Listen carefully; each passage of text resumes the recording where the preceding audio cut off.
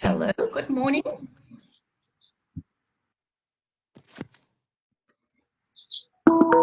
Is this Alberto? Yes, hello.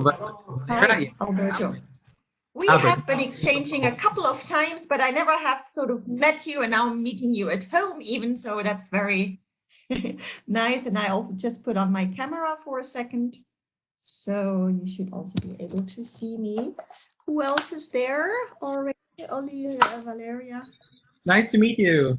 Yes, indeed, exactly the same. Nice to meet you. So I just wanted to connect rather early, but I'm just taking a few minutes again, and I'm I'm just putting off my microphone and my video. So I'll see you just again in a few seconds. Just wanted to be sure it all works fine. All right. I'll just try to share just to check if my PowerPoint is going to come through. Yeah. Okay. Yes.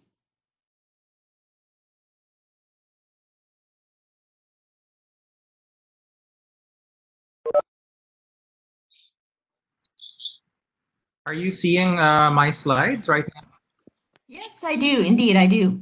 Okay. All right. That's good. Yeah. Maybe I'll do the same. Yeah. Let me just stop sharing. Okay.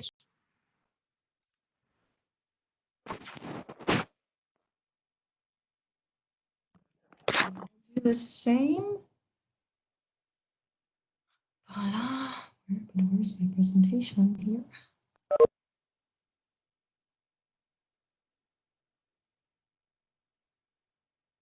I'm seeing the slides. Yeah. No, but this is not my presentation. Oh, yeah.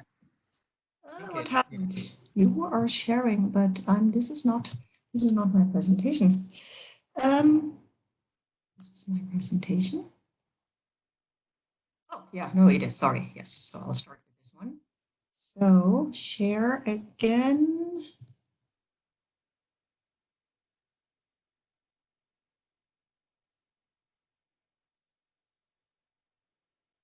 All right, you can see it? Yes. Seeing it. Okay, perfect. All right, then I'll stop and I'll come back in a few minutes. Okay, same with me. I'll just monitor and wait for you to get the queue.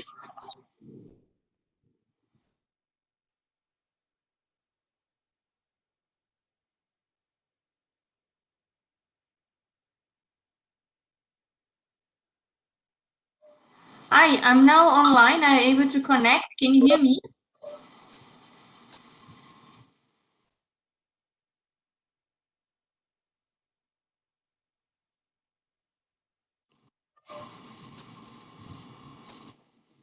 Hello, Manjeet. Manjeet, can you hear me?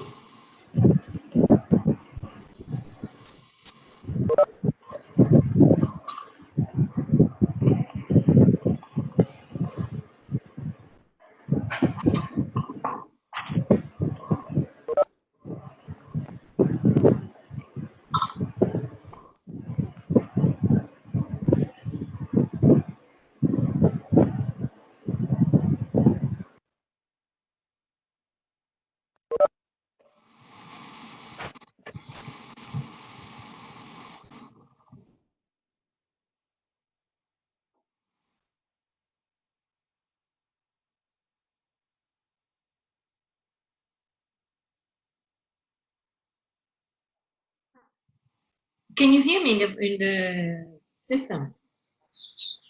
Yes, I can here in Manila. Okay, because I was not able to, there was no voice in my system. I don't know what went wrong. Okay, you can hear me now. Okay, thank you.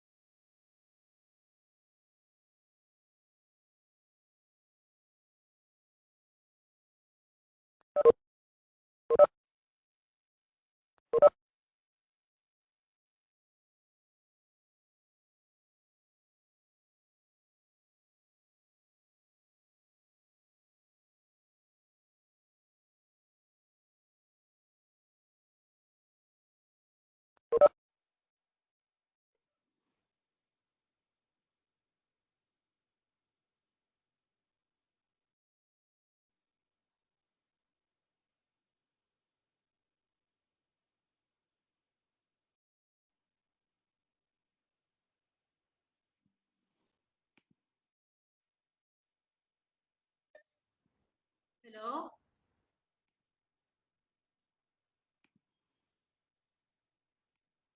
Hello, Valeria.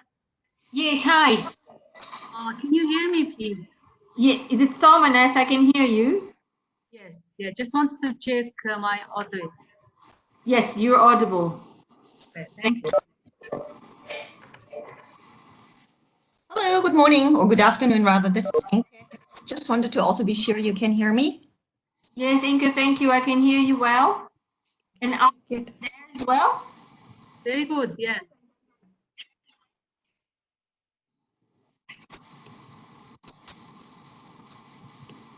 I think, Albert, are you here? Can you just test your audio, please? Yes, I'm here. I can hear all of you. Can you hear me? Very well. Thank you. Thank you. All right. Thank you. And Dr. Praveen, are you there?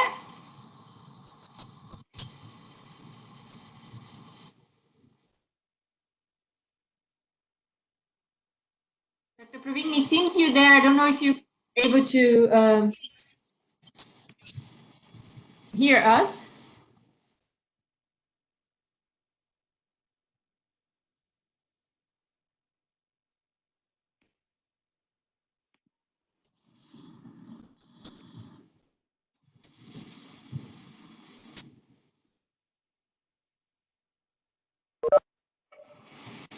How do I close it? Hello? Hello. Oh, yes, we can hear you now, and we can see you too.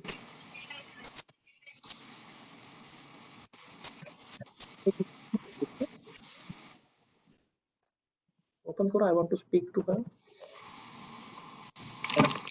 Video करो ना पूरा.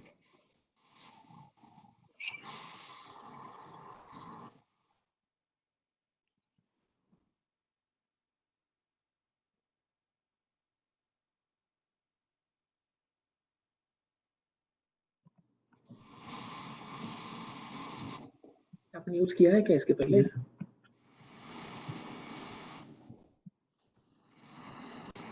Hello, this is Praveen Geda. I'm sitting in for Dr. Indu Bhushan. Yes, Dr. Praveen, welcome. Thank you for joining. So, will I be sharing my presentation from my laptop or somebody else will be sharing? You would be good if you could share from your laptop. Is it okay? I'll do that. Thanks. Okay, great. Thank you.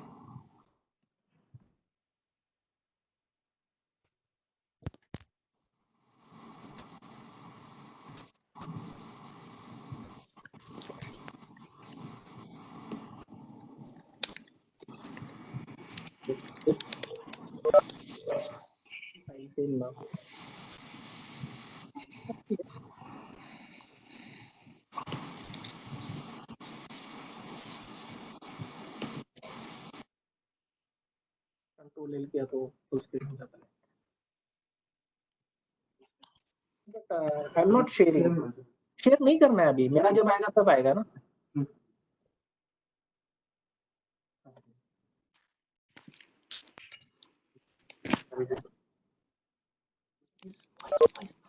Dr. Praveen.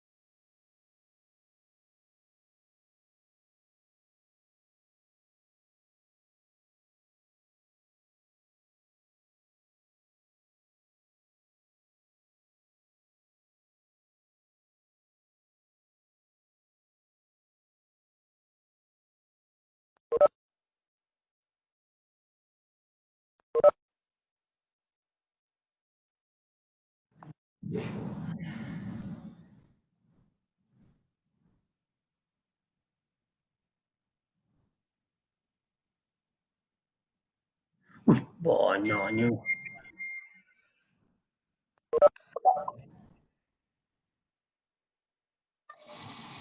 Thank you for everyone who's connected. I would like to ask that you please mute your microphone and you keep it muted unless you are one of the speakers at a time or during the discussions. So that will help us avoid interference during the webinar. Thank you.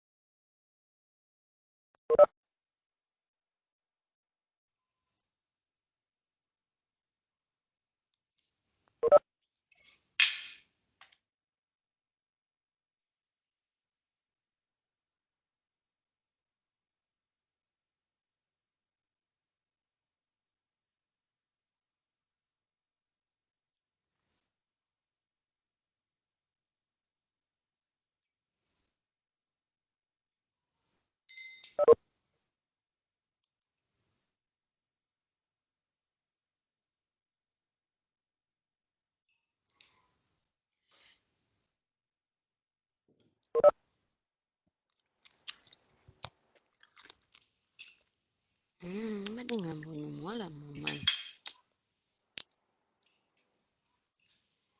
Grace Cavaniha.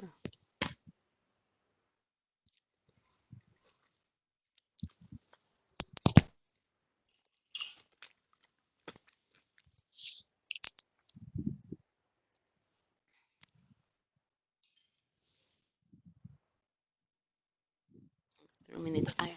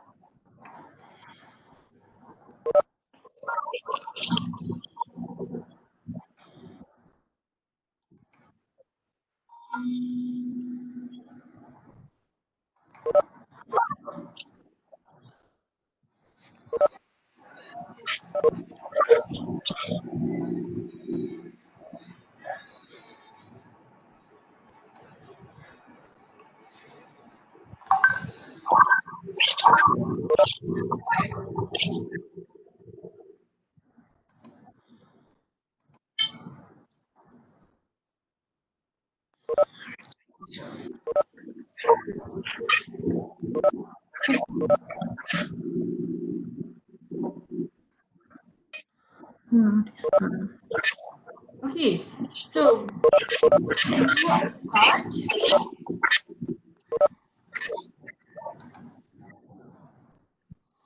Good morning, good afternoon, good evening, wherever you are. Welcome to this webinar on strategic purchasing and involving the private sector for an appropriate response to the COVID-19 pandemic. I would like to first of all ask all those who are not speaking to please mute your microphone. We have a lot of interference. Can you please mute your microphone?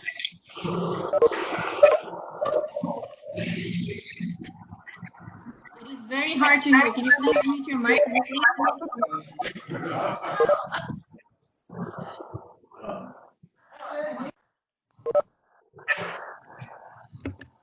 Great, thank you.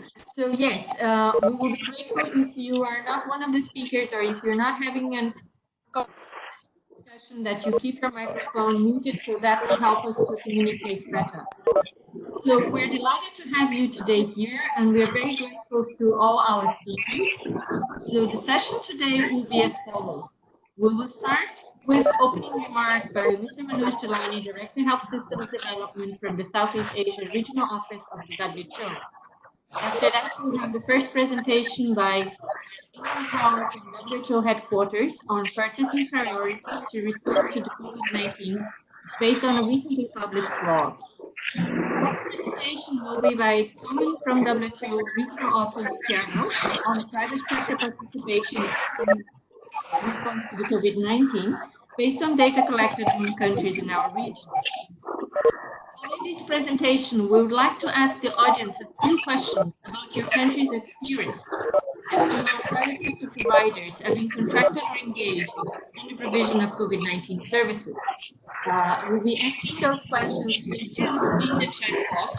We'll try to come back to those experiences that you're going to narrate in the discussion later. Then the first country presentation will be by Dr. Alberto Domingo, who is a consultant at the WHO country office based in Manila in the Philippines. And he'll be talking about strategic purchasing to test, to trace, and to treat. Presentation will be by Dr. Praveen Gedam, who is the additional Chief Executive Officer of the National Health Authority of the PMJ Health Insurance Scheme. He will tell us more about the experience of the National Health Authority in contracting private providers during the COVID-19 response. We'll then open up for questions and discussions. And finally, we will wrap up this seminar with some closing remarks by Peter Kelly from the Western Pacific Regional Office of the WHO. So I again request you please to mute your microphones. There's still a lot of interference. So I hope we can now start. And I hand over to Mr. Manoj Talani for his opening remarks. Thank you. Good afternoon to all dear presenters and participating colleagues. And thank you, Valeria, for welcoming and also introducing the structure of today's session. So from my side also, let me extend a very warm welcome to all the distinguished speakers and as well as the participants. As most of you would be aware, we have been organizing a series of webinars. Different units in my department have been organizing series of webinars, and the health financing unit has also been organizing several of these webinars primarily responding to the request from the country offices or from the member states. The primary objective is in terms of how best to strengthen the health systems for better preparedness and response to COVID-19 pandemic. With support from the headquarters, with support from WIPRO, World Bank, etc., there have been 2 webinars that have been organized so far by the Health Financing Unit. We organized one on the partners platform, and then another one on budgeting in the context of COVID-19. And then there was a request for more focused discussion on strategic purchasing and experiences on private sector engagement. So that's why this webinar was then planned. Now, although this region so far has been behind the epi curve, we had the epicenter moving from China to Europe to America. The cases in the region, particularly in 3 big countries of India, Indonesia, and Bangladesh, they have been on the increase. And these are also the countries which have a pretty large presence of the private sector.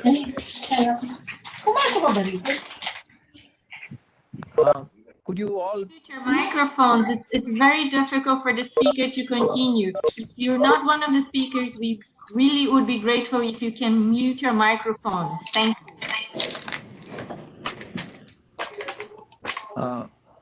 Thanks, Valeria. So, whether it is in terms of detecting, testing, treating COVID-19 cases, most of the countries in the Southeast Asia region, could you please mute your mics? Could everyone else other than me please mute your mic? So as of now, most of the countries have tried to manage and respond to COVID-19. I mean, whether it is in the area of diagnostics or in the area of treatment, largely it is driven by the public sector.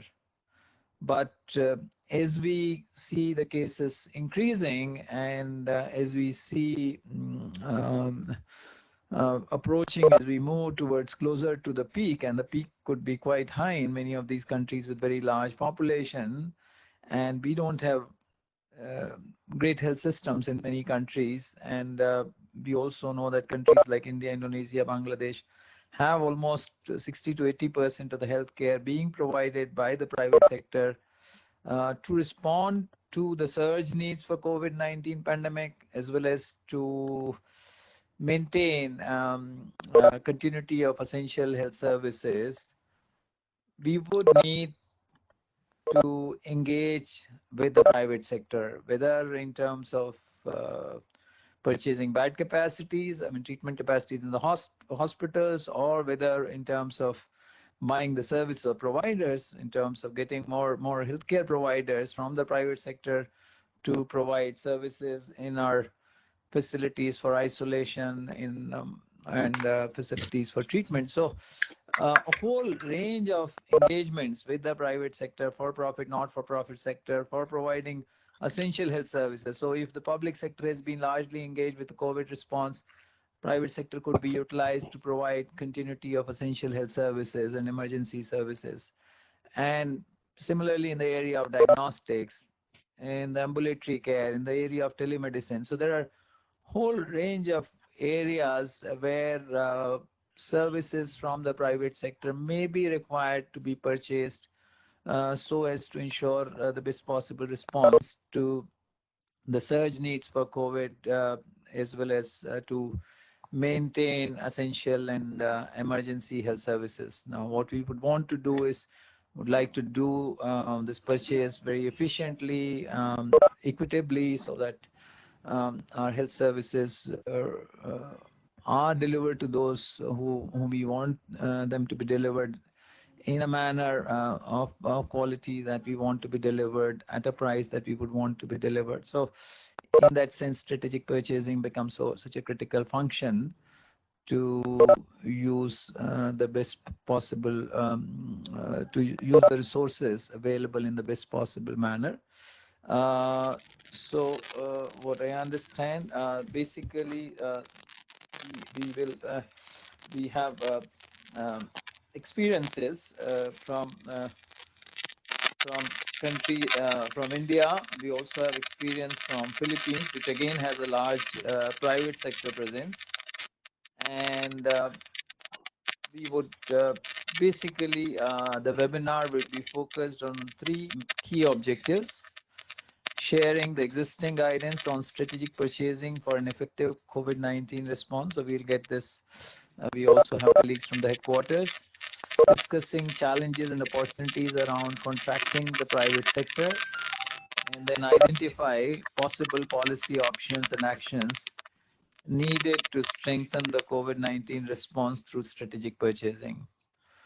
So broadly along these 3 objectives, we will have our presentation and discussion, and we look forward to hearing our distinguished speakers, and look forward to a very lively and engaging discussion.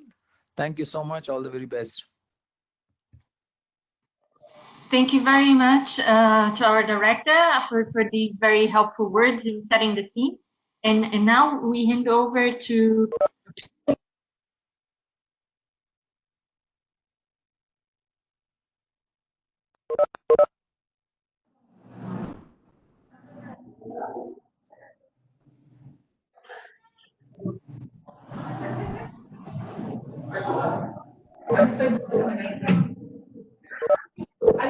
Maganda itong webinar. Kaya makikita daw ka, how to purchase health services during pandemic.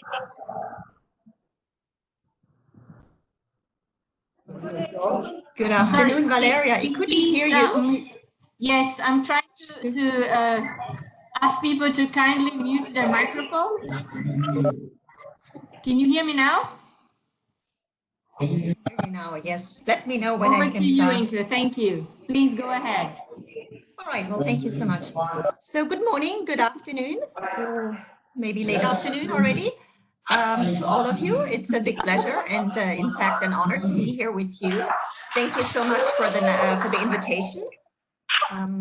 Sorry, can you just mute the microphones for those not speaking? And also thank you very much for this introduction of setting the scene.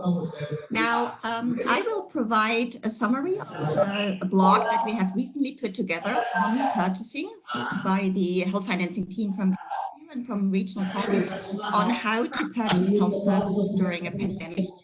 And specifically, we will present 5 critical actions to support the COVID-19 response.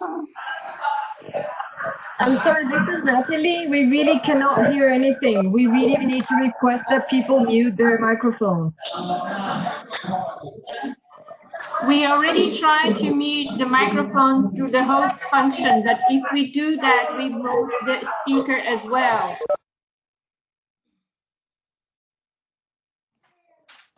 Okay, well, let me continue or try to continue to hear. So there's obviously an enormous challenge, to say the least. Countries are concerned with organizing and reconfiguring their service provision to the changing needs, while at the same time, obviously, they have to maintain and guarantee health service provision for the non-COVID patients. And that means actually that responding to the pandemic entails very increased costs beyond what was previously budgeted for the health sector. And indeed, most health systems are not able and cannot simply absorb these additional costs. As such, governments have to reprioritize and provide additional funding for the Ministry of Health and or for other purchases of health services. This could be health insurance schemes, local governments or local health authorities. And as we just heard in the introduction, purchasing arrangements play a critical role in this, because actually facilitates and supports the needed adjustments and reconfigurations and service provisions that providers make. They need the funds at the level. So the purchasing arrangements also serve for financial viability of health service providers. And maybe just one word on purchasing. It's the allocation of pooled funds from the purchase, such as the Ministry of Health or health insurance schemes or subnational health authorities, to healthcare providers, to the various hospitals, health centers, on behalf of the population for the provision of health services. So in a nutshell, we can say purchasing is about what to buy, from whom, how to pay, and how much. We are proposing 5 actions. Sorry, can the person just try to mute?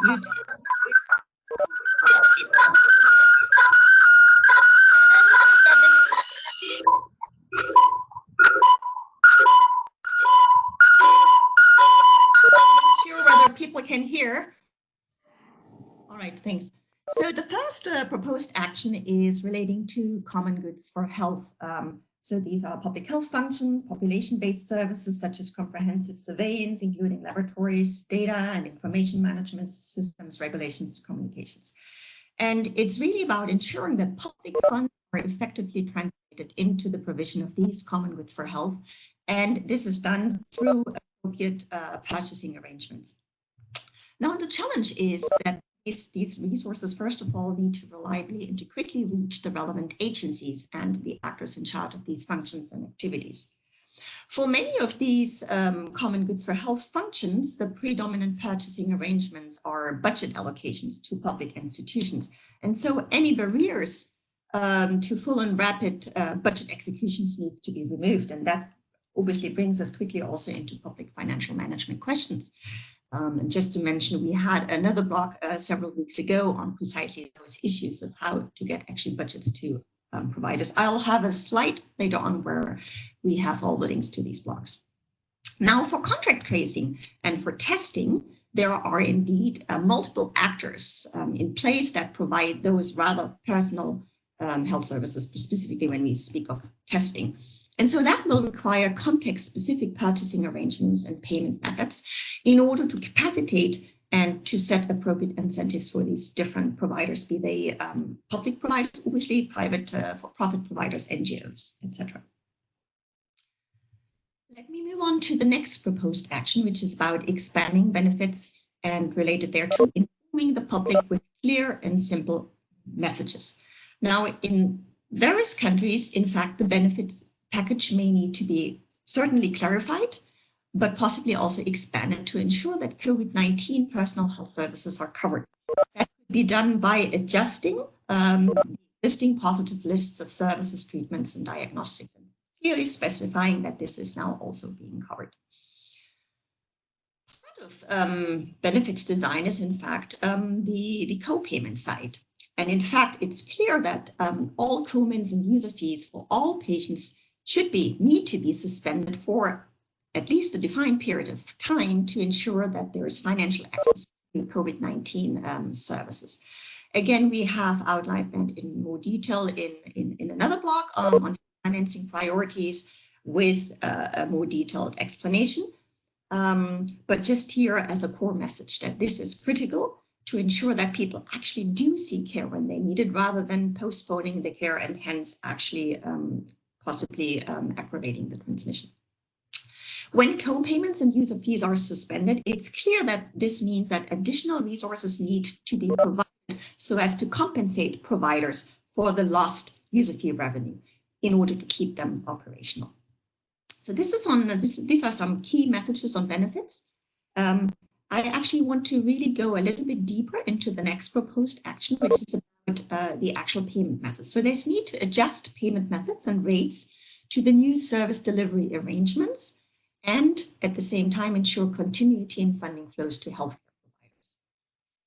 So as said, additional funds should be quickly provided to providers to be used in a flexible way. On the one hand, this is to compensate the losses from the lost user revenues, but not only, because there may be other losses due to postponement of non-urgent medical care. Plus, as I said, healthcare needs are changing, and so there is need for adjustment. That will require additional funds. For hospitals or other healthcare providers that are largely paid on the basis of output-based payments, such as user fees or case-based payment, they will actually quickly experience, or they could quickly experience substantial losses in their revenues or experience shortages. And so one recommendation is actually to shift retrospective payment methods to advance payments. For example, by providing upfront budget allocations, and that could be, provided on the basis of anticipated claims that are based on some increase over historical utilizations. Countries have done that in various ways, but I think the key issue is that countries or providers do not have to wait 3 months, 4 months until their claims management comes through, until they have sent in the bills and the claims, but that they have upfront funds available. And then importantly, purchasers may need to consider how to amend the existing payment methods and rates so that they make sure that they incentivize the existing as well as the adoptions of new delivery arrangements. For example, through COVID-19, home-based or outside hospital care is now something that countries engage in. There are new forms of testing platforms, be that through a drive-through or in tents or in other settings. So these new forms of testing may need adjustments in the payment methods. Teleconsultation has come up in a number of countries, nearly overnight in a couple of European countries. Again, that required an adjustment and a consideration of how to pay for teleconsultation. Countries have to increase the number of their ICU beds. So again, how to quickly provide payment to actually set up these beds. Plus, in a number of settings, one may have to adjust for the decreased demand in other areas for non-urgent care. Dentists are such example. So, as in a nutshell, purchasers need to amend and reconsider their payment methods and rates. Let me move on to the fourth action, which is about the private sector, and that's one of the focus here in this webinar. So I'm going to be very brief because Solomon will provide many more details, but just a few core matters. So there is obviously need in various countries to use private sector capacities and scale them up. That starts with exploring the potential contribution that private sector providers can make to surge the capacity for the COVID-19 response. It's really about establishing and exploring what are the gaps within the public sector and how can the private sector come in, whether that's the private for-profit or private not-for-profit sector. Are you seeing my screen?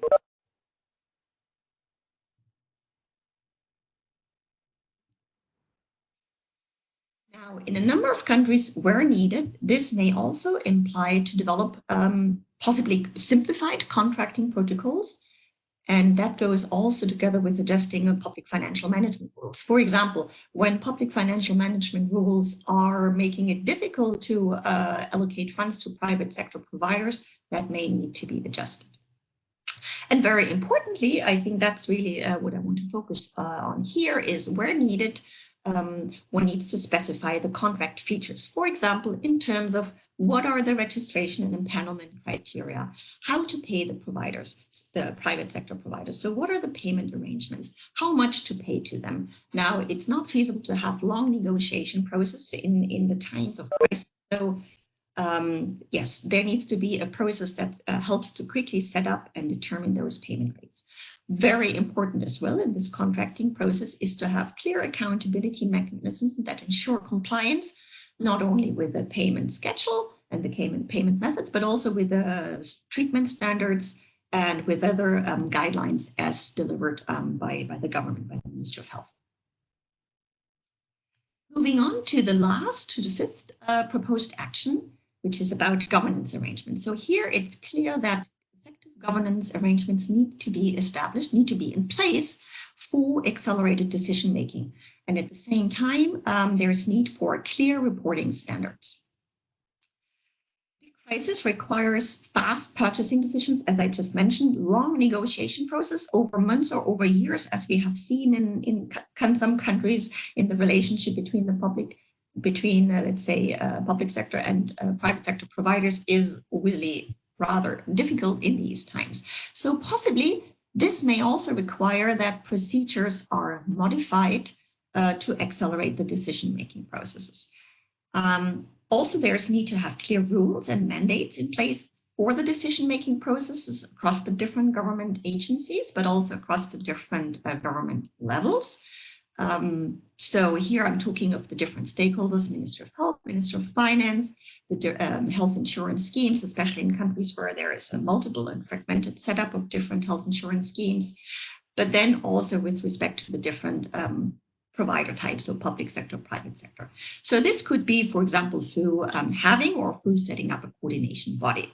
Now, a number of countries have already a state emergency law in place, or their public health and infection control laws would cater for such decision-making rules. In other countries where they're not in place, there is need to quickly establish them.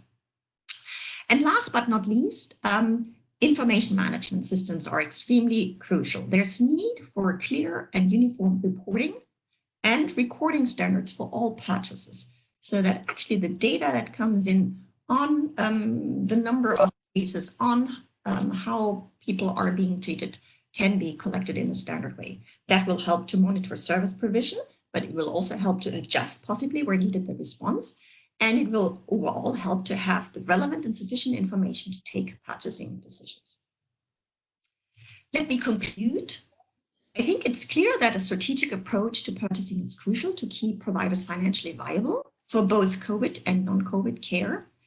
It's clear that these purchasing measures that I have just summarized, they cannot be undertaken in isolation. They need to go in hand with other health financing and health systems measures. They must be aligned in particular with the service provision arrangements. And last but not least, let's also see maybe the potential out there. In fact, these adjustments that are undertaken in purchasing, they may provide room for innovation because there's an adaptation to changing needs, to patient responsiveness, and potentially they could contribute to efficiency in the future. Obviously, we have to evaluate that after the crisis, but let's also look out for those potentially, positive developments in terms of purchasing. You will get a copy of these slides, but just to say, we have a number of blogs on the subject health financing and COVID. And with that, I thank you very much for your attention. Just to say, we are just about to finalize a short survey that we will be sending out on purchasing, on how policymakers are adjusting their purchasing arrangements, and we'd be very grateful for your feedback and responses as well. Thank you so much. Thank you very much, Inge, for the excellent presentation. And as you said, we have all the material in the different blogs and on the website. We will also be sharing these slides later. And thank you for the patience with the extra noise that was there at the beginning, but hopefully we'll be able to ensure that we're now having a more smoother path. So now I would like to ask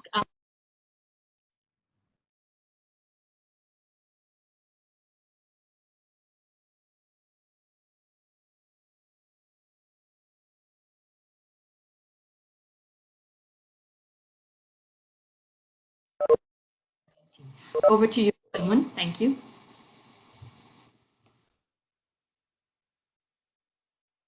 Hello, can you see my slides? Yes, they just need to go into slideshow mode. All right, okay. Right. Thank you. Okay, good morning, good afternoon, everyone. Thank you, Valeria. Thank you, Inke. So earlier, Manoj said that the large part, substantive share of the service delivery in Southeast Asia region are provided by the private sector. And so in order to provide some policy recommendations, guidance, we conducted a rapid survey among the country offices in order to inform these policy recommendations and guidances. So this rapid survey, there was 10 questions and we received 8 responses from 8 country offices. So the reason why we relied on the country office focal points were that it was in this time of urgency, we avoided burning the ministries of health colleagues in the countries. So the types of questions were really like the types of services, types of providers who are paying, what is the process of selection of care providers, the legal purchasing arrangements in terms of legal framework, the relationship between purchaser, Ministry of Health, contracted facilities, what are the contractual agreements are being used, the payment methods and payment rates, if there were quality standards established, how is the information collection, the monitoring mechanisms are being implemented, and also some initial documentation of the main challenges and good practices in engaging private sector. So who are the COVID-19 service providers in SEARO region? So they are in blue bar, you will see that they are largely public. In all of the 8 countries that surveyed, they are public, initially public. It also was emphasized earlier. They are public in all of these COVID-19 related services. However, in orange bars, you can see that the private providers are already being engaged in contributing to all the COVID-19 related services to a varying degree. So in terms of the payers for COVID-19 services, when the services are provided by public and private providers, they are largely government budgets, both regular and for emergency purposes. But also the countries with public insurance schemes, they have the public insurance scheme money is the funds being used for paying the COVID-19 services. So what are the purchasing arrangements we are seeing across these countries? In several countries, the Ministry of Health is the purchaser of care for private providers, like in Nepal, Bangladesh, Timor-Leste. In other instances, the public health insurance agencies are the main purchaser for both public and private providers, like in Thailand, Indonesia, and India. But for non-enrolled or non-insured patients, the Ministry of Health is the main purchaser for them to have the COVID-19 related health services. So most countries, because of the nature of the situation, most countries resorted to more straightforward and faster processes to select healthcare providers. There were some instances of establishing selection criteria, and others they were simple. Is like in Nepal, all tertiary care providers, private providers can participate in the delivery of the COVID-19 services. Most governments in the region, they have used the existing legal frameworks. It was possible to mobilize and use maneuver the existing legal frameworks. However, in a couple of countries like in Thailand and Indonesia, the emergency modalities were used to engage more and enhance care to COVID-19. So the payment methods and rates, which are the payment methods that are being used for private sector? So you can see here in this table, the 6 countries they have reported. And so they largely fee for service. It's a mixed, used to, depending on the types of service, it's mixed payment method, of course. The fee for service used commonly in testing, consultations, and ambulance services. For hospital care, it's more complex, varying payment methods are used. Largely, they are the existing payment methods, except Indonesia. And there was some experiences of price negotiations to set payment rates, either on one-to-one bilateral level or to group negotiations between purchaser and provider.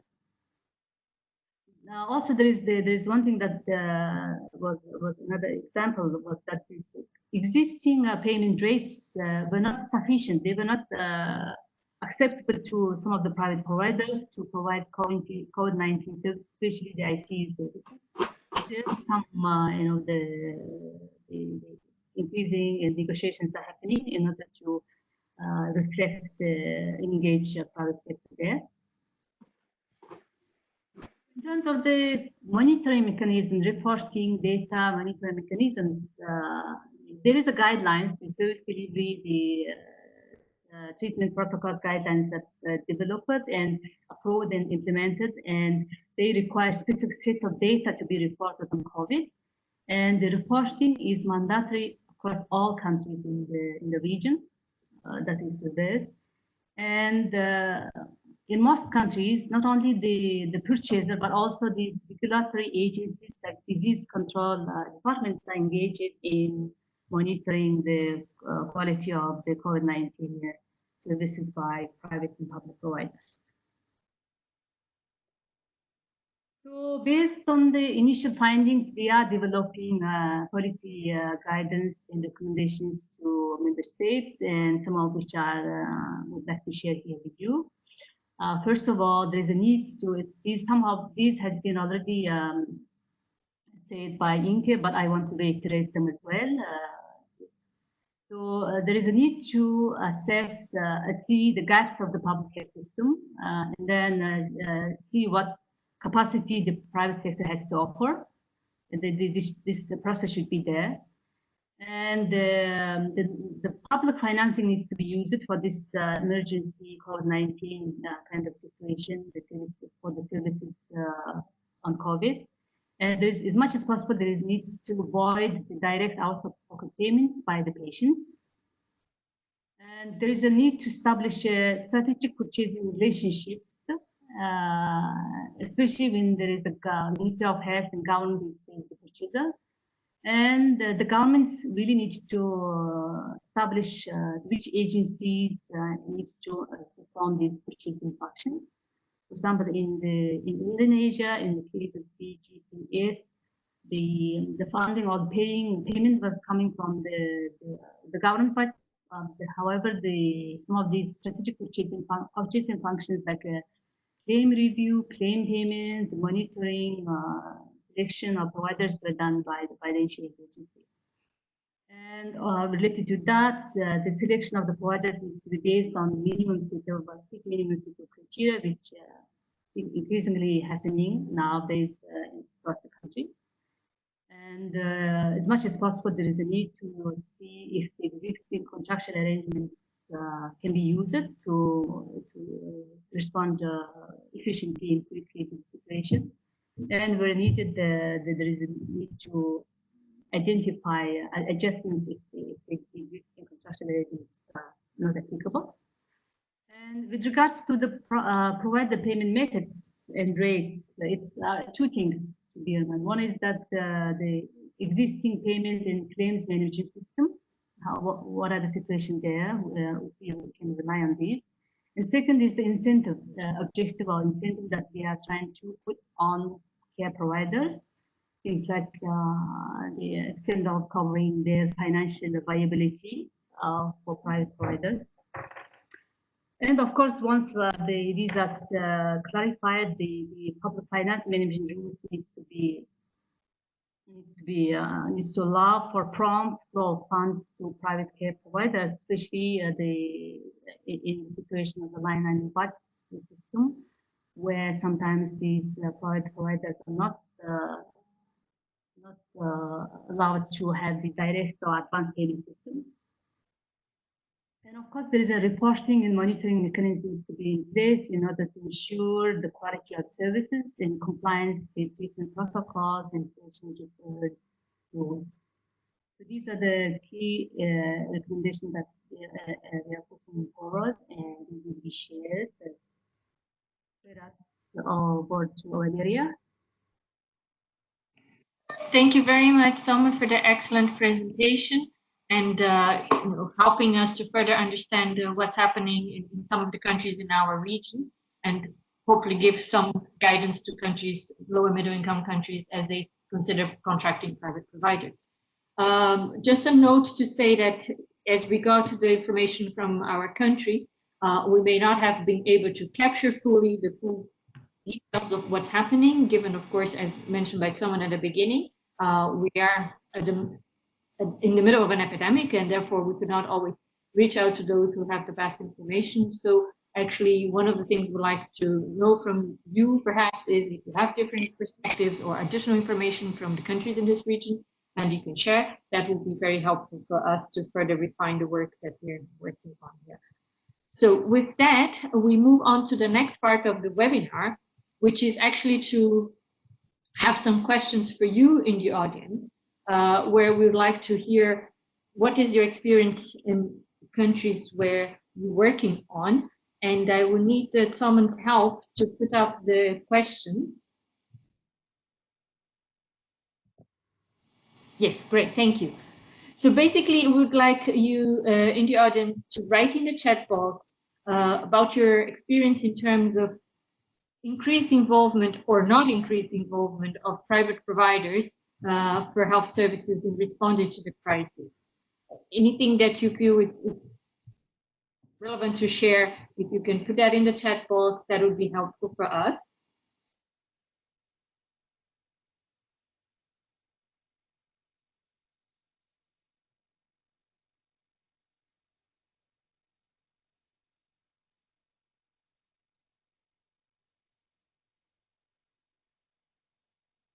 So we see some answers coming up there.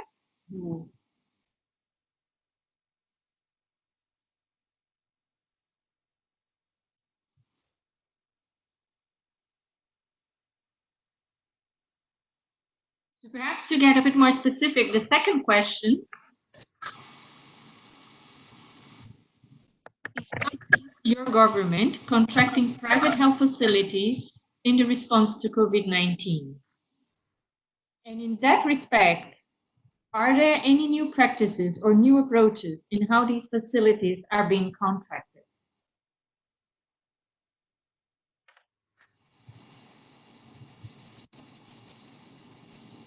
I mean, given the circumstances, I think we're really keen to understand whether we see new experiences or new approaches in how contracts are being managed.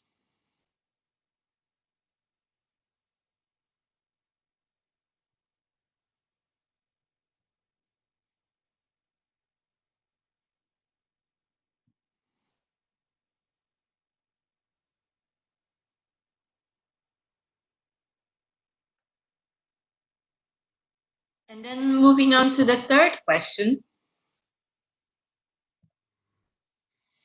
how is government in your country monitoring these contracts, and particularly how are they monitoring quality of private health facilities when they provide COVID-19 related services?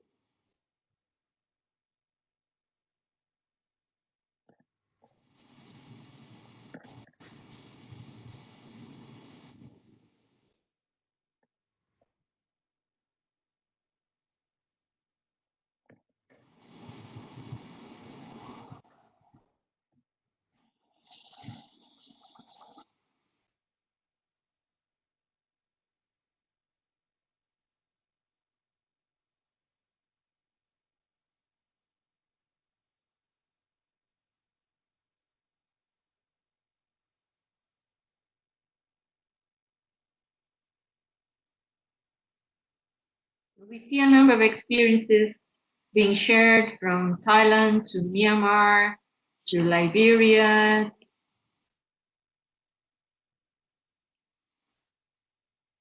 And so on and so forth. Macedonia. So we will move on with the next presentation and we will look into the box and come back to this in more details during the discussion. So now we would like to hear from Dr. Alberto Domingo from the WHO country of, oh, sorry, Dr. Praveen wants to go next. He's ready. Dr. Praveen, you have to unmute yourself.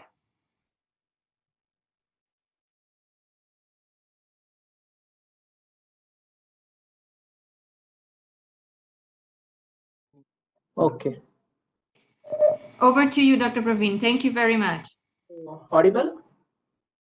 Yes, you're audible, please. Okay. Thanks to WHO SEARO for having me here. and I will be speaking about involvement of Ayushman Bharat scheme in COVID. Before I start, let me we are aware that India has recently crossed the figure of 100,000 positive cases, and number of deaths are beyond 3,000 now. And government through various state governments, that is provincial government, are focusing mostly on public sector as of now. So before I come to the response using Ayushman Bharat and other health insurance scheme, I would like to tell in extremely brief about the scheme itself. Ayushman Bharat scheme is world's largest health assurance scheme, having more than 500 million beneficiaries, to whom healthcare of secondary and tertiary treatment has been provided by the government in numerous private as well as public sector hospitals throughout the country. So as you know, India is a federal country. Health is a subject within the purview of the state governments, and therefore the implementation is through state governments, that is through provinces. And 32 out of 36 provinces are implementing this scheme. And so far we have been able to provide 9.9 million treatments since the scheme was launched. That was around 1.5 years ago. And out of 21,000 hospitals in the network, almost half of them are from private sector. So the role of private sector becomes very important when it comes to this particular scheme. One more feature of the scheme is that person from any province can take treatment in any province. The three major players in the health insurance scheme, that is the beneficiary, the insured person, the payer, which is government, either directly in the trust mode or through insurance company, and healthcare provider, that is various hospitals. They are seamlessly connected on internet based platform, and the system is end to end digitized. It's totally paperless, which makes the implementation and monitoring and evaluation, and so also quality control and beneficiary empowerment and grievance redressal very easy. So before we come to what changes we have made in the scheme's framework, I would like to bring your attention what has happened to healthcare scenario in India. You would notice that pre-COVID, particularly before the countrywide lockdown, we were having almost 200,000 hospital admissions every week. And post-COVID, the number has gone down and it is now 1/3 of what it was earlier. So what are the reasons of this decrease? One thing, lot of elective inpatient admissions have stopped. People are considering it dangerous to go to hospitals because of the present COVID pandemic, the kind of fear or mindset that has gripped the people. People are keeping away from hospitals. A lot of hospitals themselves are also not operating to the full capacity. So what we have noticed is very, very reduced utilization of healthcare infrastructure, particularly the private healthcare infrastructure. Now, under this background, I come to the strategy that is adopted by Ayushman Bharat for responding to COVID. I repeat, India's response to COVID has been through public sector mostly. And most of the state governments, they are still banking upon public sector facilities for responding to this pandemic. You would be aware that number of cases and number of deaths in India per million are one of the lowest in the world. So probably that is one reason why we are able to manage it so far. But that does not mean that we should not be ready with involvement of private sector. What we have done, one is Ayushman Bharat's own network, as you saw, is slightly underutilized because of decreased number of elective cases. So we have shifted that particular set of doctors for providing the facility of telemedicine to various users. There is a mobile app by name Arogya Setu, which has seen more than 100 million downloads in India. And those who are being considered as suspect cases, as per the data available through that app, we are providing telemedicine facility through private sector free of cost. Now I come to the major point. As I told, we have a network of 21,000 hospitals. In order to prepare ourselves for better response, we relaxed the criteria of empanelment of hospital, started this facility of temporary empanelment of hospital for this scheme, also started empanelment of laboratories. We were not having it earlier. And we are also providing a facility to provide treatment to non-PMJ beneficiary. Those who are beyond these 500 million, if a particular state government wants to have a temporary facility to provide treatment to them in a cashless manner, that also. So we have made all the necessary changes in our IT system to enable all this. Number two, NHA has announced special packages for COVID testing and treatment. Now, COVID testing packages, we have gone with the what was recommended by topmost institution in research in India, that is Indian Council of Medical Research. But as far as treatment is considered, one needs to be flexible to consider requirements of various state governments. The scheme works in a fashion that for a particular type of treatment, the payment is fixed. So if, for example, for total knee replacement, payment of 80,000 Indian rupees is made to hospitals, irrespective of whether the case is simple or very, very complex. So similarly, we are having almost 1,600 such packages. So there are already packages which are available for treatment of, for example, pneumonia, respiratory distress, bronchitis, or something like that, which pertains to various chest ailments. And these packages were already available even before the onset of COVID. But for various reasons, we have realized that the cost of providing treatment has increased significantly in the private sector. One important reason is reduced occupancy of hospital has led to increase in per day per bed cost of the providing treatment. So that has to be factored into. The treatment protocols, management protocols have undergone sea change. You would notice the increasing use of PPEs, masks, increased sanitation and disinfection activities, social distancing in all hospitals. So this has tremendously affected the costing. So what we have done, because India is, though it is a one country, it is like almost having 36 countries together. The situation varies in various provinces tremendously, and states, governments, they are using different models. So we gave the broad guidelines from the level of central government, and state governments were requested to fine tune them as per their requirement. I would be coming to that point in the subsequent slide. And accordingly, treatment packages for COVID were finalized. And many states, they have started using these packages based on their requirement. Now, one more interesting point is private sector's role doesn't stop at the providing treatment for COVID, because government of India's protocols have they have directed that as far as possible, a hospital should be for COVID or non-COVID. So there should not be mixture of two types of cases in one hospital.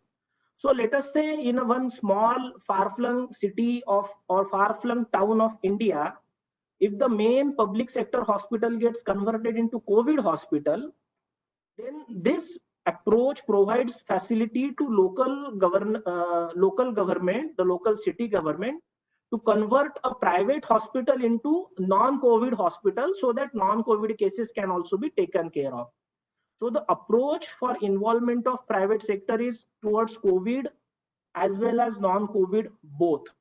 Now, I would just go through three different models of how have we changed the agreement structure with the private sector for providing compensation or remuneration to them. Number one, let us say the treatment was for 1800 rupees per day per bed. So one model is to provide a premium over and above usual rate. So it becomes 1800 rupees plus X. So various states have identified an incremental cost per bed and they have added that to their already existing rates. In certain other cases, governments may be required to requisition the hospital premises totally using their legal powers and convert them into either COVID or non-COVID facility. In that case, we are also allowing them to pay monthly rentals to take care of capex to some extent, and then make payment on the basis of occupied beds per day. The third model that we have decided is to allow them to take over the hospital totally and make different payments for occupied beds and different type of payment for unoccupied bed.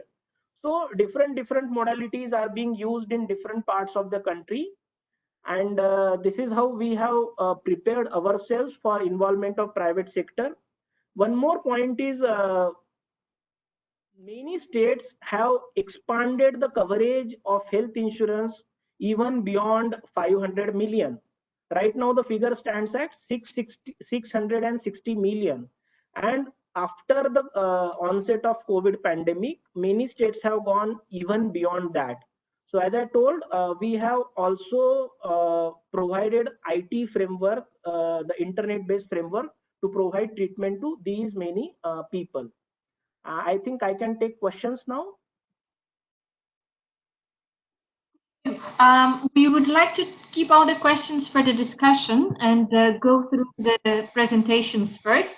So thank you very much. And if participants can please keep their questions for the next slot when we have heard from Dr. Alberto Domingo first.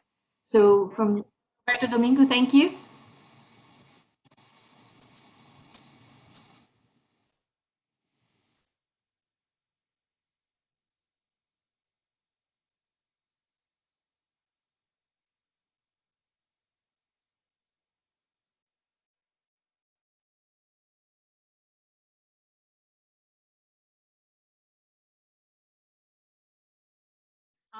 We cannot hear you.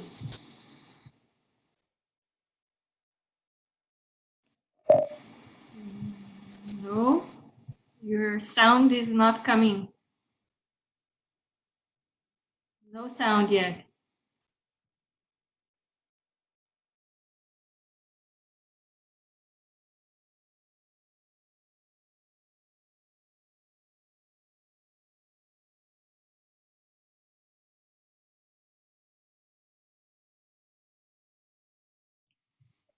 I don't know if other participants can hear you, but I'm not able to hear.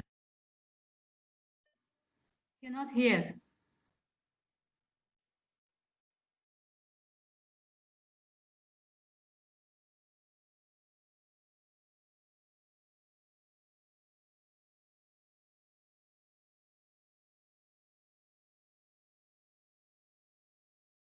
Alberto, maybe you stop sharing the screen and unmute first.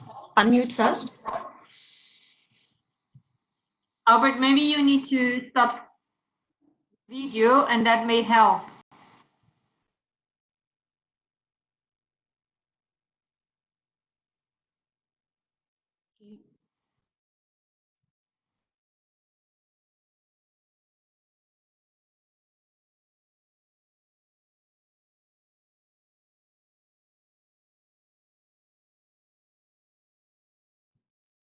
Alberto, maybe you stop sharing the screen and you first unmute and then come back sharing.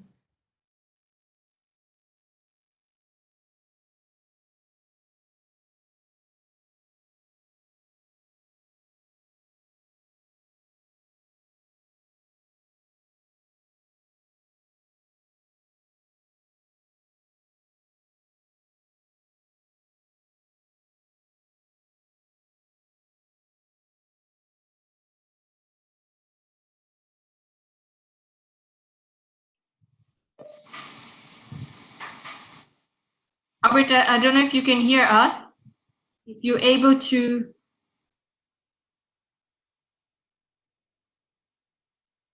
Well, in the meantime, perhaps what we can do is take some clarification questions over the 3 presentations that have been made before. So if there are any clarification questions to Inke, who is the first presenter.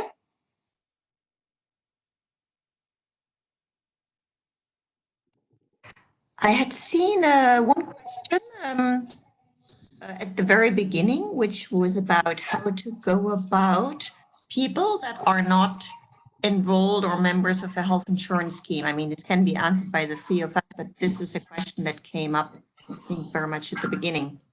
Yeah, please, over to you, Inke. Okay. Well, I think at this point during the COVID crisis, it is not important, in quotation mark, whether people are enrolled or not. The government then should provide free healthcare services for COVID-related patients. So to be funded and provided by government. Alternatively, the purchasing may be organized via a health insurance scheme for people that are not enrolled. I mean, at the end of the day, the funding has to be public and has to come from government. How it's being organized is then a different question. I hope that answers the question. So the member status at this point for COVID patients, it cannot be taken into account. I mean, uninsured people in the sense of not being members of a health insurance scheme still have to be covered, obviously. Over. Thank you, Inke. I hope the person who made the question is happy with the answer.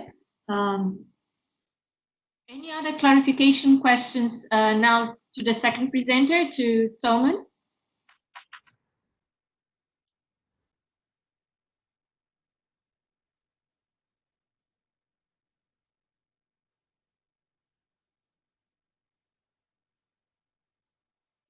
Then any clarification questions to Dr. Praveen, the presenter from India?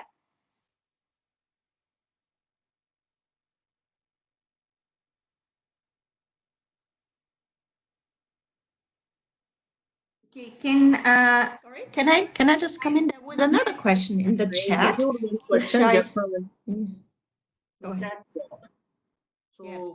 I'm Praveen. About Ayushman, there is a question that what are the facilities for outpatient care? Another significant policy decision that we have taken, outpatient care is not covered under Ayushman Bharat, but for this particular COVID pandemic, we have included COVID testing to provide treatment. And of course, the patient gets free medicine from public hospitals. They don't need to be in any insurance network. And in case inpatient admission is required, then it can be done either in public hospital or private hospitals. In a way, end to end, it becomes a free service.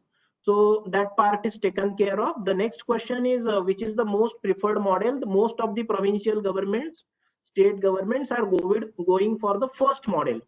So, normal rates plus X plus COVID premium, as we are calling it in our case. Quality of care, in fact, quality of care for COVID is a subset of overall quality assurance framework of the scheme, which has numerous components. One is the payment is linked to certain quality parameters, which are by which hospitals are identified even before the empanelment. And other one is beneficiary feedback that we take in each and every case. Then random medical audits, and if the case requires, field audit. So it's a separate topic altogether, quality control, but we are considering that. Then what is meant by relaxing empanelment criteria? Let us say a particular state government has decided that empanelment criteria shall be minimum 50 beds plus following facilities A, B, and C. But many districts are like counties, they don't have such hospitals. So they may decide for the time being, instead of 50 beds, we will go with the hospital of 30 beds. And instead of ABC facilities, we will go with only A and B facilities. So these kind of relaxations we have allowed for empaneling and taking on board many hospitals. I'm happy to share, post lockdown in India, we have added 1,000 additional hospitals. This is most significant jump in the recent month in the number of hospitals in our network. I would also like to take this opportunity to thank WHO. WHO has been closely working with the National Health Authority, and in fact we are also writing a paper along with WHO to explain how various private sectors have joined hand through various state governments to provide a response to COVID. Thanks. Thank you very much. I wanted to check whether Albert is able to connect now.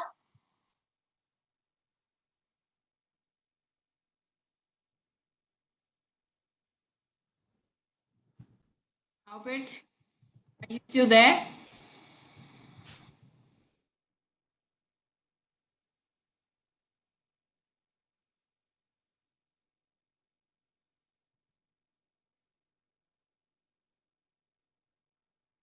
Okay. In the meantime, could I just take up another chat input that came up? Please go ahead.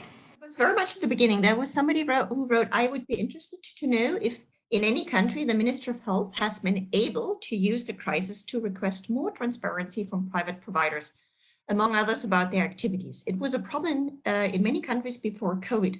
For instance, private providers did not report to the health information system. Has this changed?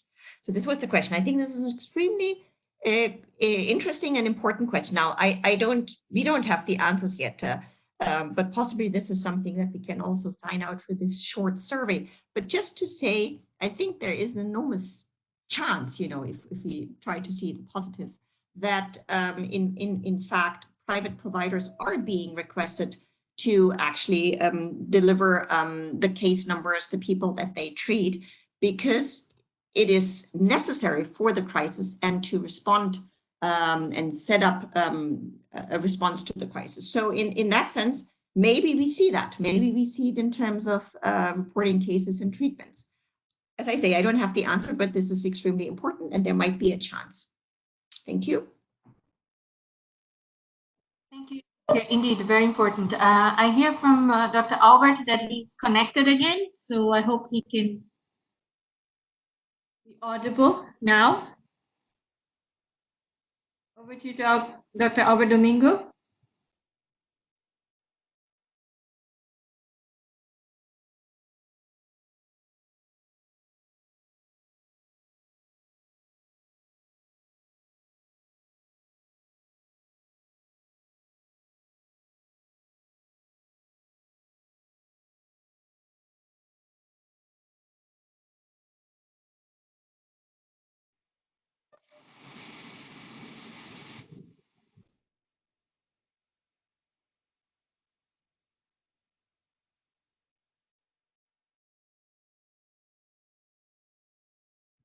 Dr. Albert, I'm afraid we are not hearing you.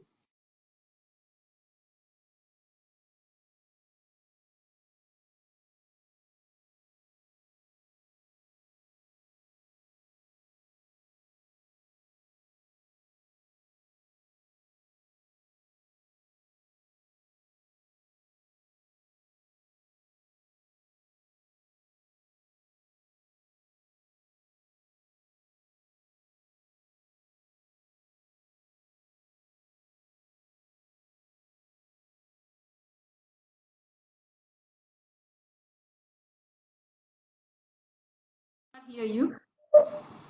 We will continue with the questions, and hopefully when you're able to connect again and we can hear you, then we can make your presentation. So in the chat box, there was a question about increased or not transparency through private sector engagement in the response. And I think that was from Bruno. I don't know if he wants to speak about it And perhaps one of our presenters would like to respond. Valeria? Yes, please.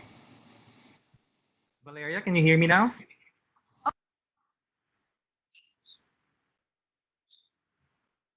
Valeria, this is Albert. Yes, we can hear you now. Okay, thank you so much. I had to reset my computer. With the moderator's permission, can I proceed with my presentation now? Yes, please. Okay, thank you so much. Apologies for that technical difficulty, and here are my slides. All right, I'm gonna keep it short. Try to make up for the lost time. So good morning, good afternoon, or good evening, wherever you are in the world.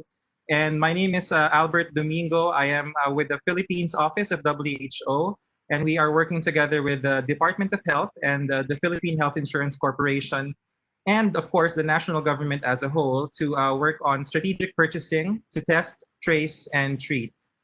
You will see later in the slides that test, trace, and treat are the three words that the national government uses to summarize the National Action Plan for COVID-19 response. Having said that, this is just the outline of the presentation. I'll skip to the content. So this slide shows 5 points on what critical purchasing actions can be done to support the response to COVID-19. It comes from the UHC 2030 blog, and I just highlighted the keywords. So public funds being effectively translated, benefits expanded, ensuring continuity in funding flows, using the private sector where needed, and accelerating decision making. I will be framing the country example of the Philippines and how we are doing this in the country along those 5 points. Just to give a context, this will be part of the slides which will be shared. This is, we have a saying, it's used for tourism. It's more fun in the Philippines, but right now it's not really fun because there's a lot of confusion when it comes to the financing flows and the service delivery flows. Key points to remember from this slide, a lot of the budget is meant to course through PhilHealth, which is the social health insurance agency, supposedly to be the sole purchaser with monopolistic power over healthcare providers. But as you can see, there are also a lot of budgets, budget line items, local government budgets, and then the payment schemes are also varied, reimbursement, capitation, and a large chunk is still out of pocket, which is why in 2019, there was the Universal Healthcare Act. That was just 1 year ago, and everyone did not foresee that COVID-19 would be coming, which did come into the country. Of course, we know that the Director General declared a public health emergency of international concern January 30. And what you're seeing is the latest epidemic curve from the Philippines as of May 17. So there's a lot of debate whether the curve is flattening or not, so to speak. I won't go into that, but I just wanted to show you to illustrate how the response has been. So on March 8th, the president declared a public health emergency, a lockdown, which we call locally as enhanced community quarantine, was imposed starting March 16. We are just coming out of it, but gradually, just over the weekend, restrictions were mildly lifted, but there's still a lot of checkpoints outside. But more importantly and relevant to this presentation is on March 24, Republic Act 11469 was enacted. What is Republic Act 11469? The Filipino name is the Bayanihan to Heal as One Act. Bayanihan is like a sense of solidarity, to heal as one. And these are on screen are the policies, the goals rather of the legislation. I highlighted what is most important. Of course, government wants to promote and protect the collective interests of all Filipinos in these challenging times. But relevant to our discussion would be the third and the second to the last points, ensuring available funding for everything that comes before the third to the last point, and partnering with the private sector and other stakeholders. How are we doing it here? To begin with, RA 11469 somehow, if I may use the term, short circuits the usually long bureaucratic processes.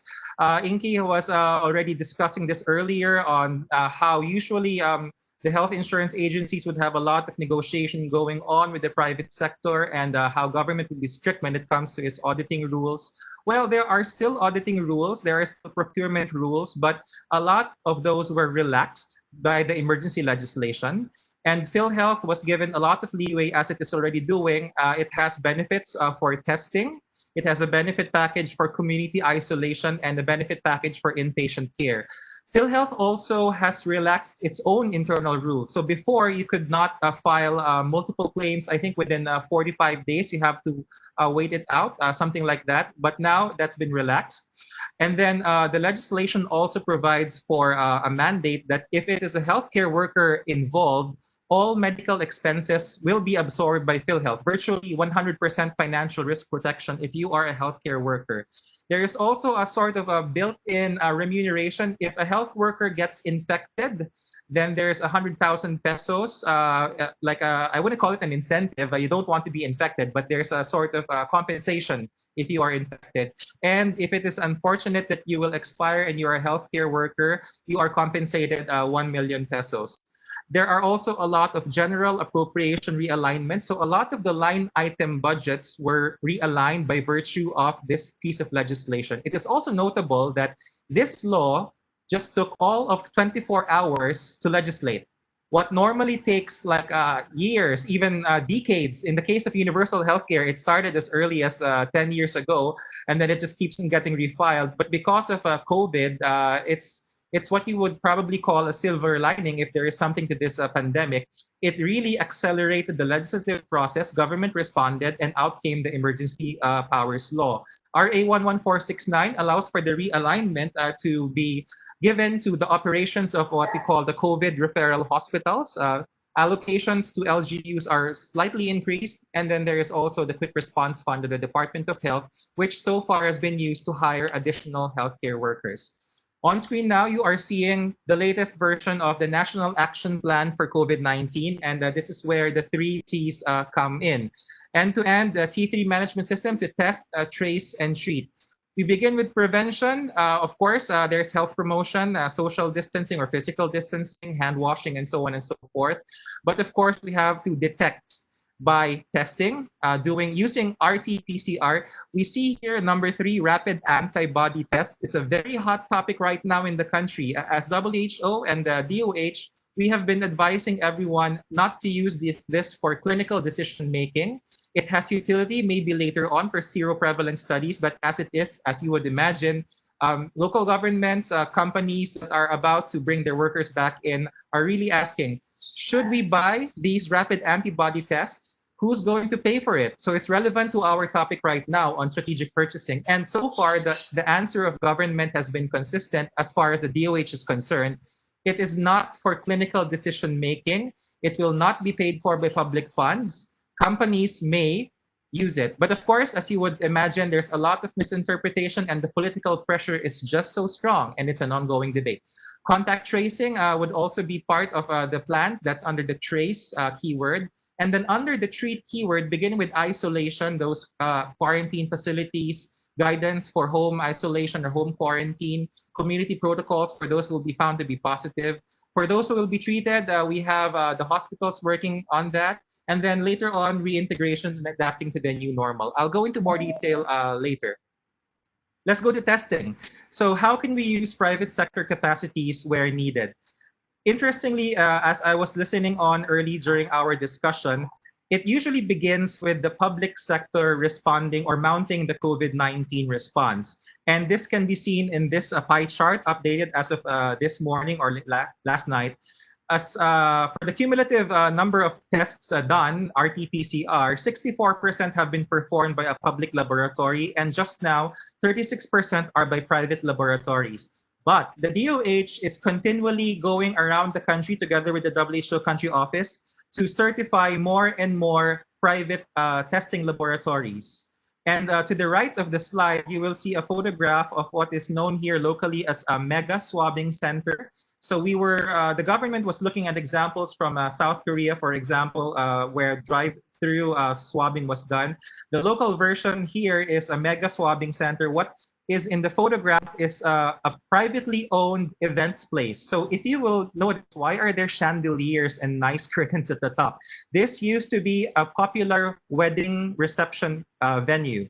Now it's been, I don't know if it's been rented out in this particular case, but definitely it is an example of the private sector stepping in and working with government to contribute to the testing, to the at least testing arm of the response. There is a PhilHealth test benefit, as I mentioned earlier. What you're seeing now, still part of the strategy, we now move on to the second T, which would be the trace or contact tracing. What you're seeing is a map of all the different apps, so applications on mobile phone, on computer, for data, for contact tracing, and their other purposes, surveillance, laboratory, case management. The key message I wanted to say here is these apps were almost always initiated by private sector partners. Interestingly, under the spirit of bayanihan perhaps, or solidarity, these apps were started as free apps. So far, no one has said that they will be starting to charge, but of course, those of us who are aware would think that probably it would be a reasonable expectation that later on there will be some charges. As to when that will come, we don't know. And probably this is an area where strategic purchasing has to really come in. How do we regulate the private sector, especially since at the onset, they were very helpful, and it's not going to be easy to say, okay, thanks for your help. Now we're going to start regulating you. Something to consider. Now, what about the treat arm, the third T, which is a treat? We need to use the private sector capacities where needed, especially in mounting the response, not just for COVID, but as you would imagine, also for non-COVID services. As part of the general lockdown or the enhanced community quarantine, virtually all hospitals had to shut down their outpatient non-COVID services. You can't blame healthcare workers. Everyone was afraid and is still afraid and anxious that that next patient coming in to consult for what seems to be non-COVID could probably be an asymptomatic carrier of the virus. So it's been very difficult at first, but you will see this this little icon in the middle with a telephone, telemedicine, which also has been taking a long time before to set up for various reasons. In just a matter of a few weeks, policy came out jointly between the Department of Health and the National Privacy Commission on how to do this. And if you are on Facebook, as most Filipinos are, being the so-called social capital of the world, social media capital of the world, on Facebook at least, a lot of the providers are now setting up pages. So Dr. So-and-so, internal medicine, Dr. So-and-so, pediatrics.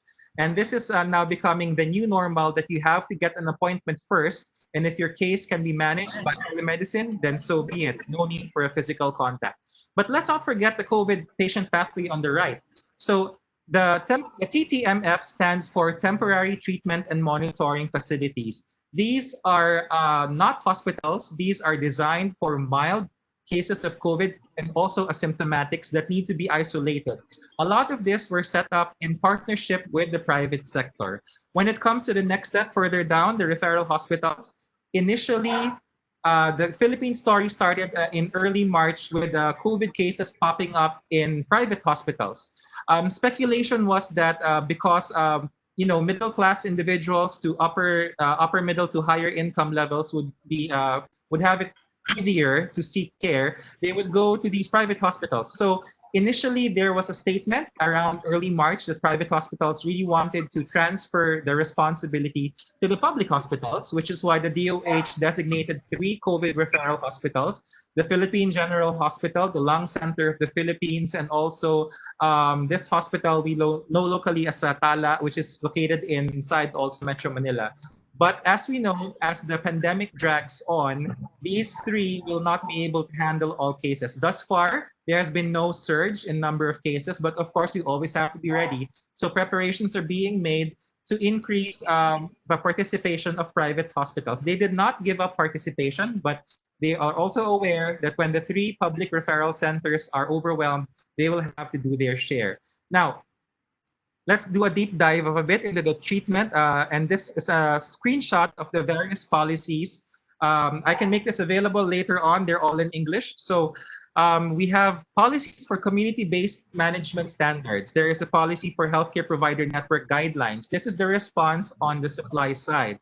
In the middle, there is a snapshot, screenshot of a memorandum of agreement between the Department of Health and a private sector facility. If you will be able to read the text, it says there, Sacred Heart School, Ateneo de Cebu. It is a private Catholic college preparatory school in the province of Cebu in central Philippines. It is now, I think, a 50-bed quarantine and isolation center being used as part of a network of COVID facilities. The Philippine Health Insurance Corporation also responded by making its own PhilHealth benefit for community isolation, which gives around 22,000 pesos per patient who will be on isolation. There are also, as mentioned earlier, PhilHealth benefits for testing and PhilHealth benefits for inpatient care. And something that has to be highlighted towards the right, further to the telemedicine guidelines, which I already discussed, would be at the bottom, what we call the unified COVID-19 algorithms. As probably those who are familiar with the Philippines will know, the private sector is very strong, not only in terms of the health facility, but also in terms of professional practice. All the specialty societies of the clinical practice of medicine here are private sector. They are actually private organizations registered under the Professional Regulation Commission under the banner of the Philippine Medical Association. They have been very cooperative with the Department of Health in preparing the guidelines, the clinical management standards for COVID-19. And I think this is the last slide. As far as the governance mechanism needed to accelerate decision-making is concerned, there is what we call an IATF, which is short for Interagency Task Force. Originally IATF for emerging infectious diseases, but now it's a household term. Why is it a household term? Usually before, the bureaucracy would take so long to make decisions. You would have to go through the Ministry of Interior, the Ministry of Health, the cabinet, and so on and so forth. Now, on a daily basis, the IATF, almost daily basis, holds meetings, formulates resolutions, sends its recommendations to the president for his approval, and once the approval is done, it is already circulated. It's a household word because it doesn't only approve healthcare standards, but also standards when it comes to economic movements. So which stores are going to open? Are malls going to be open? Filipinos love malls. Just last weekend, as part of the slight relaxation in community quarantine guidelines, malls started to reopen. But the IATF is now reevaluating whether it was a wise move and just might close malls again because it might be a place for transmission. But that's on a daily basis. The point is decision-making is much faster than pre-COVID before. Also reporting standards. So having said all of that, I would be welcome to answer any questions at the right time. Over to you again, Valeria. Thank you very much for this very comprehensive presentation, and I'm glad it worked out now. Thank you. So I'll start with clarification questions to your presentation and then move to the broader set of discussions. So any clarification questions, Dr. Albert Domingo?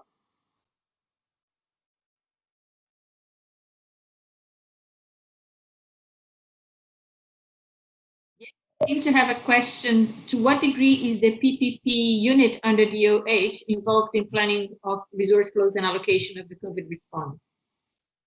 It's a very good question. I assume that Jaidev probably is familiar with the PPP unit. That's a very detailed question. So the PPP unit inside DOH traditionally has been handling infrastructure PPPs, build, operate, and transfer. Early on in the response, they have been trying to help out in the response, but they also admit that to a certain degree, they are limited to looking at infrastructure.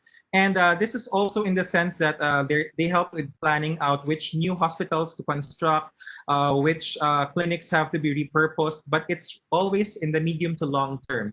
Thus far, the public-private initiatives you are seeing have not been routed through the PPP unit, but are happening through the DOH in general, through the executive committee, so to speak, and also through the IATF. And I see a question, maybe I'll connect the question there. So Lucian is asking, who are the members of the Philippine IATF?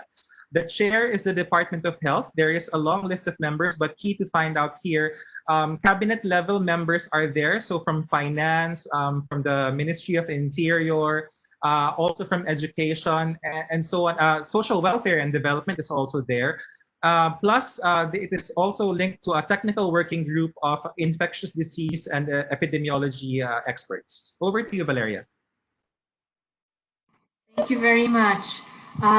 If no other clarification questions, I'll go to the broader discussion I think one of the questions that I've seen in the chat box is really about how do we ensure quality as we expand the participation of the private sector? How do we ensure that we regulate to get the quality we need, but ensuring efficiency at the same time? So maybe some of our presenters would like to have a go at that issue. Maybe Inka wants to start.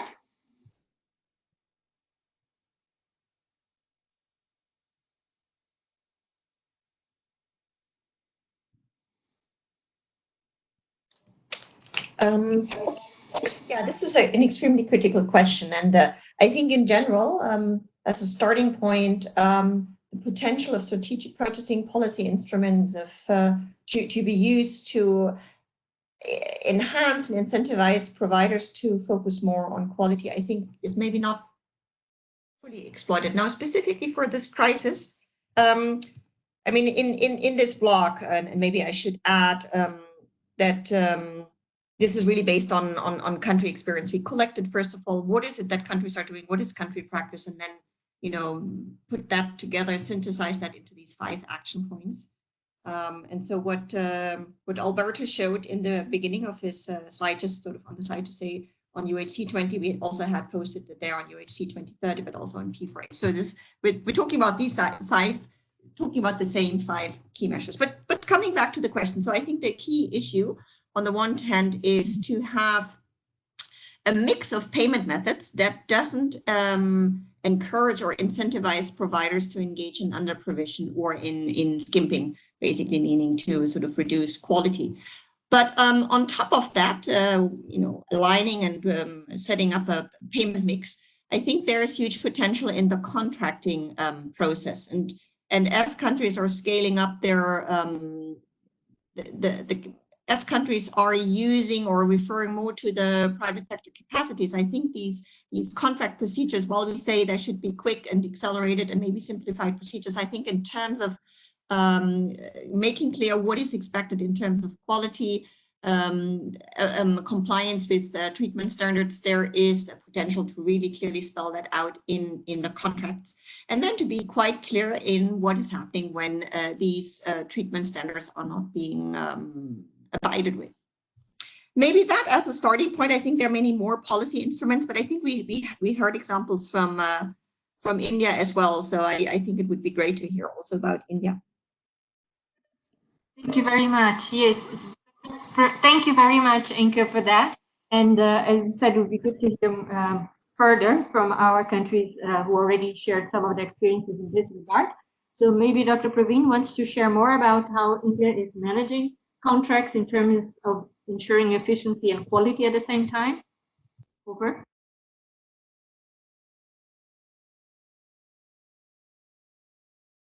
Hello. Yes, we can hear you. Yeah, the quality and efficiency, right? So how are we able to ensure that we get? The voice was not very clear. Hello. Yeah, a number of questions that came out in the box were about how, as we enlarge the participation of the private sector, ensure that we're getting value for money, that we get the quality we need, but we pay the fair price. Okay, this question I think is much wider and even beyond the scope of COVID. This is a general question, but I would respond. We have to ensure that we pay enough so that private sector makes a profit, and also not that much which will drain the resources of public government. So we have identified numerous ways to arrive at the cost of each procedure. One is we have done detailed bottom-up exercise about the inputs which go into any procedure. So the inputs are of general nature, like the building, that is real estate, the area, electricity, everything, and water also. And other is drugs and consumables, the HR that we are using, doctors and paramedics and all that. So that is one exercise which we have done throughout India and have arrived at certain figures for every kind of treatment. Then we also consider geographical factors. For example, in big metros like Delhi and Mumbai, the costs are higher. So that factor is also considered. We also see how the market is behaving with respect to various types of treatment procedures, that these are also considered. And after that, a committee of specialists sits for every single specialty, 24, 25 such specialties, and suitable price is decided. And this is generally this is an evolving scheme. It's been only 18 months that the scheme was launched, and we have already undertaken one complete revision of prices in first 1 year. And we have now started a dedicated cell to maintain a detailed database about arriving at the correct cost. This we will also be doing market analysis based on the way hospitals behave after changes in rates. So it's not a simple answer, but we do consider lots and lots of factors. Thank you very much. And that's, of course, a very complex issue. So as you said, and it's beyond the COVID situation. So we have a set of other questions here, and I will start with the broad question by Bruno. Bruno, would you like to speak up to a question, or you like us to read it from the chat box? I can try. Yeah? So it's for the two speakers. I would be curious to know what is the prognosis prediction for when, after the COVID crisis, how will be the bargaining position of the Ministry of Health, the health authorities, or the purchasing agencies in front of the private providers? Do you expect that the private providers will be in a stronger bargaining position than before COVID, or will the health authorities take back some control on the private providers? So just a general reflection from you. Thank you. Over.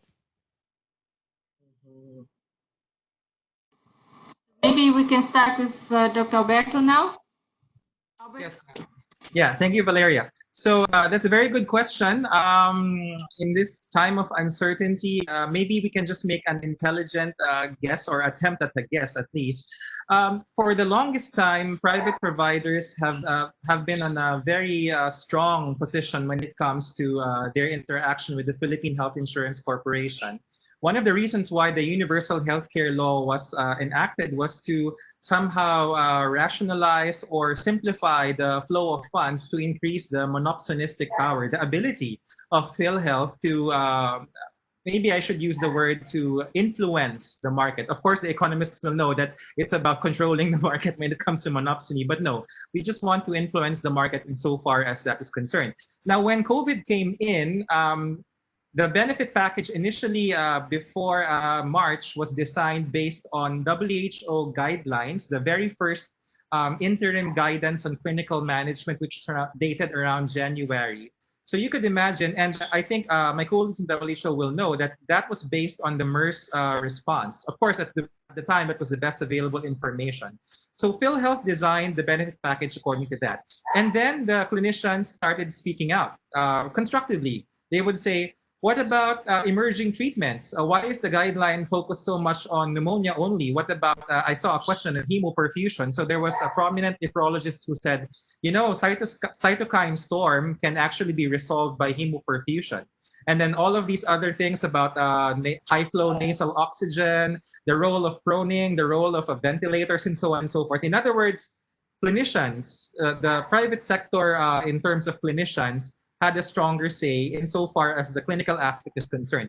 But PhilHealth had a discussion with them. I was part of the secretariat of that meeting. So there was a sort of a group of expert clinicians from all over the country convened via Zoom, and they all presented for consideration of PhilHealth. They did understand that PhilHealth has to keep its finances in check if we are actually to survive this pandemic. I mean, we can't just keep on spending for everything that comes out new, especially if there is no evidence that supports it. But also, PhilHealth admitted that it had to balance this apprehension of spending with an open mind when it comes to listening to the clinicians. So I would predict that in 6 to 9 months from now, there could be a healthier relationship especially now that communication lines, which used to be hard to open, are much broader now because practically everyone is scared of the new virus and everyone wants to come together and say, we have to beat COVID together. So over to you.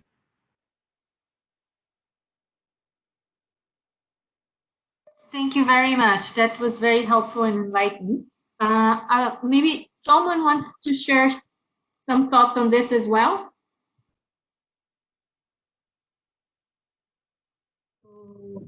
Yes. So the question is, who will be in a better position to negotiate the prices? Be it the government, the payer, or the private sector, that is the provider. I think we have to see what is going to happen post-COVID. Number one, health insurance will gain importance, and including public health insurance. So more and more people are likely to come into the net. If more people come into the net of health insurance, which reduces the possibility of out-of-pocket expenditure, the number of people who are supposed to do out-of-pocket expenditure goes down. And in such a case, I think the position of insurer side, that is government side, will become stronger because more and more people are now covered. And because of this COVID, the focus of government has also shifted significantly towards public health, particularly in country like India, where healthcare spending has been very in public side has been very less as a percentage of GDP. I think now focus will be more on healthcare compared to say infrastructure or some other sectors. So that also will put government in a position probably to negotiate better. But one thing is very clear: our rates are very reasonable. So I don't see, as far as India and Ayushman Bharat is concerned, rates coming down because we already are allowing bare minimum profit to private sector, and that I think is a reasonable expectation from private sector that they should be making some profit.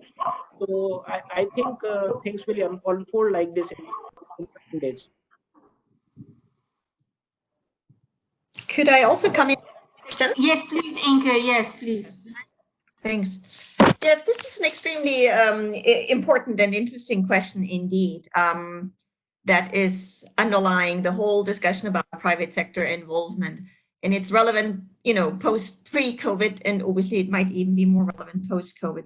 Now, the easiest answer, but I think the most correct answer, is obviously it depends. I think we can't generalize. I find it interesting what we just heard from Philippines and India. I mean, it's at the end of the day, it's very country specific and scheme specific, and I think whether the government and the purchasers will have a strong position towards the private sector providers will really very much depend on how this relationship is currently during the crisis being structured. So if the government or if the purchasers are strong in setting up clear reporting and recording standards as part of the response as a fundamental requirement, then I think that can have positive effects later on. Also in terms of the contracting requirements, if they're clear, if they're transparent, if they're being accepted and acceptable by private providers, I think in the end, I would also agree with the two speakers here that purchasers have a bigger chance to have a stronger position. But it may well be the other way around. If now during this crisis the relationship is sort of being driven by private providers, I do think that in general what we see is, you mentioned it just, I think Dr. Praveen just mentioned it. It's about solidarity. It's solving this crisis together. This is no longer about, making huge profits in the private sector, taking this crisis as an opportunity. So if that spirit comes together, I think there's an opportunity for the government and for purchasers, hopefully, to be stronger. Over. Thank you. Thank you very much, Inke, for that. Someone, would you like to add? It's, I think, very much in line with Inke and others said. I think the bargaining position, I think it would depend on where we will end up in terms of the purchaser-provider relationships and the set of questions how the financially the both ends are going to happen. purchaser own financial capacity to engage more providers or less providers. Also, the providers' own willingness and interests to be engaged further with the purchasers said. And also with this COVID situation gives us also room opportunity to get more sort of a cooperation, I would say, cooperation and coordination, and also regulation kind of a room for the government and purchaser to have better understanding of overall picture of what is happening, what are the capacities, and what is happening actually in the private sector landscape in the country. And this will, of course, enable us, the both ends, to come better in terms of engaging and not necessarily like having this way better bargaining and other way. So more enhanced cooperation and I guess better decision making. Thank you very much. Yes, we really hope that this will be an opportunity for a stronger purchasing relationship. We are heading towards the end of our webinar. So thank you very much to our presenters. Dr. Praveen already had to leave us because he has another engagement, another webinar to be presenting. So we would like to now give over to WPRO, to Peter, for some closing remarks. Thank you. Thank you, Valeria. Thank you to all the presenters. Those were fascinating presentations. I'll be brief just because it's at the end of the webinar. We see the opportunity for engaging with the private sector. And we know that working during these times of crisis can help jumpstart that capacity from both sides. Is remembering that when we often engage with the private sector, we're dealing with groups that we are sometimes uncertain with what their motivation is. And when we work together, yes, please. When we work together, we begin to understand each other a lot better, and we understand each other's motivation a lot better. In particular, I note that a couple of participants had mentioned the words accountability and transparency. There will be increased pressure on the private sector. For many of the private sector clinics and hospitals in the region, they have had a serious collapse in demand for their services. This means from a financial point of view, they'll be fairly hungry. And they will be wanting to maximize every opportunity, whether both legally and frankly illegally, because of this intense pressure to right their finances. Like everyone else, like every other business, they're suffering. But at the same time, it's an opportunity because many in the private sector want to contribute to beating back COVID, and at the same time want to more fully engage with government. So it is paramount that when engaging with the private sector, especially during these times, because of this issue of they're hurting financially, many in the private sector, to keep a very close eye out on various transactions, and accountability comes to the forefront because these are not normal times in terms of business. We see business collapsing everywhere, and this includes medical businesses. And I don't think that anyone is wishing for that to happen.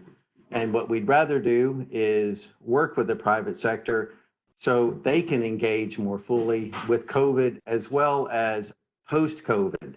So during this time, I echo what some of the participants had mentioned about this time of getting used to one another, is to deepen engagement and also to start engagement if it wasn't already there.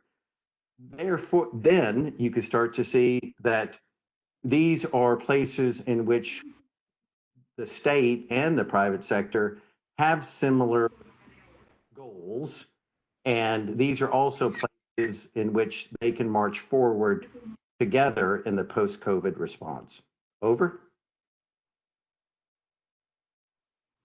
Thank you very much, Peter. That was excellent. And Again, thank you very much to our presenters, and thank you for the audience. I'm sorry about the technological issues, but we managed, we braved through it, and I hope this was a useful session. We will share the PDF files of the presentations if you're interested, and please visit our website and further look at the number of issues that have been put there. And thank you again, and we wish you a good evening, a good day, wherever you are. Okay, over. Thank you. Thank you. Thank you very much. It was really interesting. Thank you. All the best to you.